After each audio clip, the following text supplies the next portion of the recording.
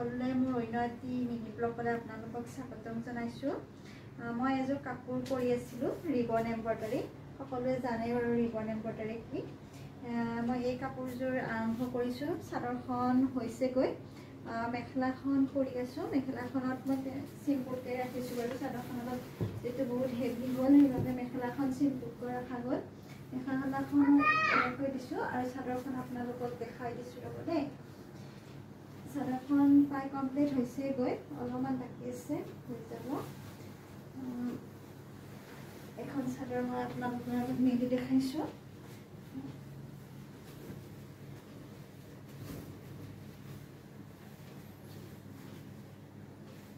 এইখিনি বুকত পৰাকৈ এইটো ফুল দিয়া গৈছে। এনেকৈ এৰি পিন্ধিলেও এইটো বুকত থাকিব আৰু জাপি পিন্ধিলে এইটো ইফালে এনেকৈ থাকিব। আৰু এইফালে মই এয়া গোলাপ ফুল দিছোঁ।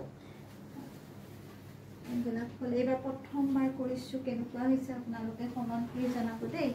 আৰু এখন আৰম্ভ কৰিছোঁ এইযোৰ ৰঙা। এইযোৰ অলপ ডিজাইনটো বেলেগ কৰা গৈছে। এইটো বুকত পৰাকৈ এনেকৈ অলপ ডাঙৰকৈ ৰাখিছোঁ। আৰু এইফালে সম্পূৰ্ণ হোৱা নাই বাৰু। এইফালে আঁচলত এনেকৈ ৰাখিছোঁ আৰু কৰিব আছে। কেনেকুৱা হৈছে এম্ব্ৰইডাৰীবোৰ আপোনালোকে জনাবচোন। আৰু যদি কিবা ভুল হৈছে ভুলবোৰ দেখাই দিব। Thank U.